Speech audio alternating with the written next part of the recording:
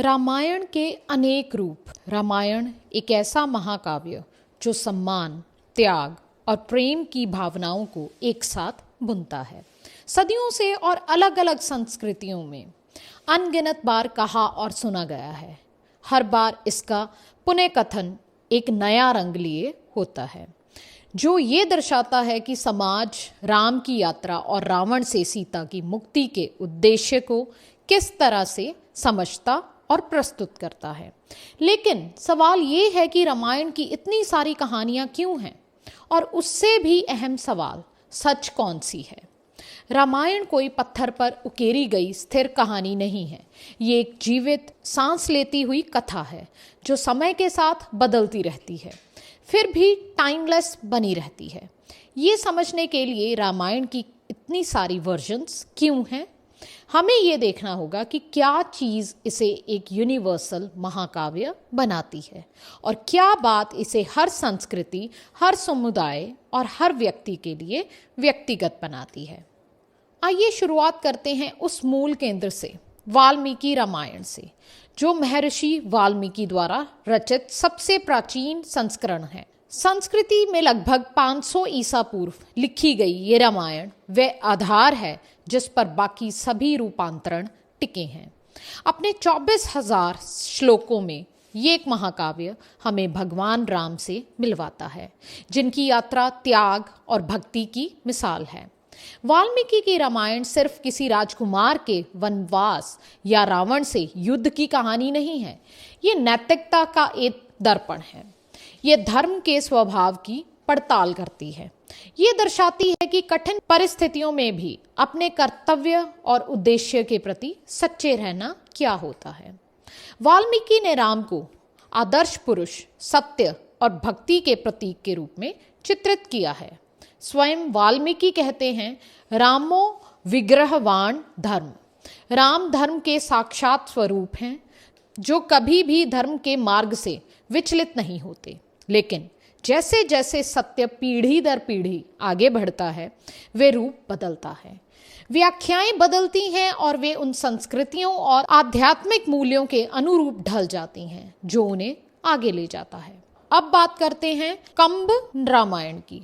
दक्षिण भारत में कंब रामायण, जो तमिल कवि कंबन द्वारा लिखी गई थी, वाल्मीकि की कथा की आत्मा को भक्ति की तीव्रता से सराबोर कर देती है। कंबन का कार्य मात्र एक कहानी नहीं है, बल्कि प्रेम और समर्पण का एक मधुर भजन है। यहाँ राम केवल एक वीर नहीं है, वे एक दिव्य उद्धारकर्ता, भक्ति के साक्षात स्वरूप हैं।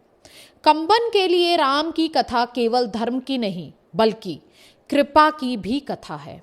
वे कृपा जो पापों को धो देती है और निराश लोगों को आशा देती है। कंबन की रामायण में एक प्रमुख अंतर है रावण का चित्रण। जहां वाल्मीकि रावण को अंतिम खलनायक के रूप में चित्रित करते हैं, वहीं कंबन उसे एक दुखद और मल्टी डायमेंशनल पात्र के रूप में प्रस्तुत करते हैं। एक विद्वान, भगवान शिव का भक्त और एक ऐसा राजा जिसे अभिमान ने निगल लिया। उसका पतन सिर्फ अच्छाई और बुराई की लड़ाई नहीं बनता, बल्कि मानव स्वभाव की कमजोरियों की गहराई में एक पड़ताल बन जाता है।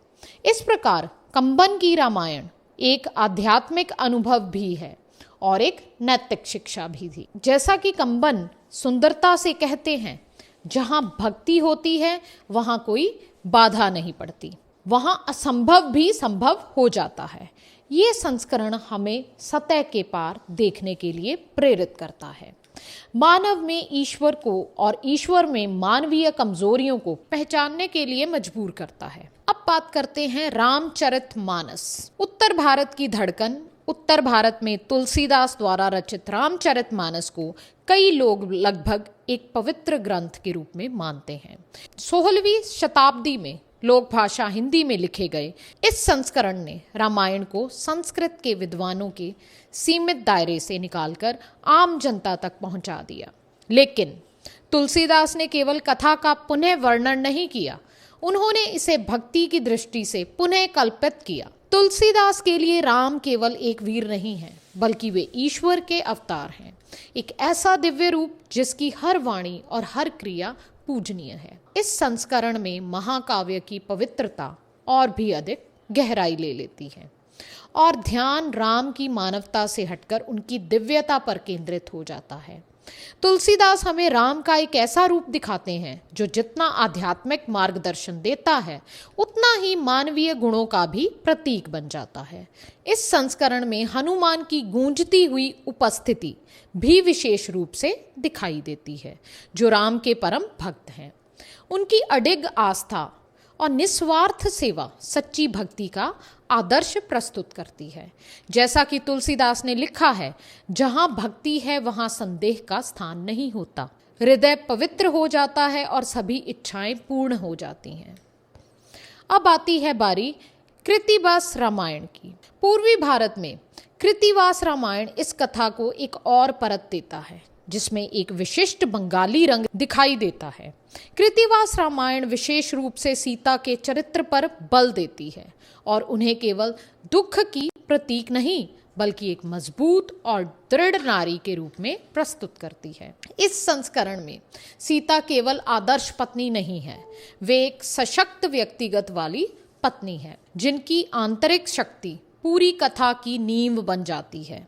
ये महाकाव्य रावण को भी एक दुखद पात्र के रूप में चित्रित करता है, एक ऐसा राजा जिसे अहंकार ने निगल लिया और जिसकी हार उसके त्रुटिपूर्ण निर्णयों का परिणाम बनती है। रावण की महानता को स्वीकार किया गया है, लेकिन उसके गलत विकल्प ही उसके पतन का कारण बनते हैं। कृत्तिवास रामायण सीता की परीक्षाओं के माध्यम से एक गंभीर प्रश्न उठाती है। वफादारी की कीमत क्या है? आस्था, पीड़ा और शक्ति की इस गहन पड़ताल के कारण ये संस्करण उन लोगों के दिलों को छूता है जो मानवता को उसके सबसे जटिल रूप में समझना चाहते हैं। अब आती है बारी इंडोनेशियाई रामायण की। भारत की सीमाओं से परे रामायण संस्कृति की सीमाएं लांघ जाती है। इंडोनेशिया में यह महाकाव्य एक नाट्य रूप धारण कर लेता है।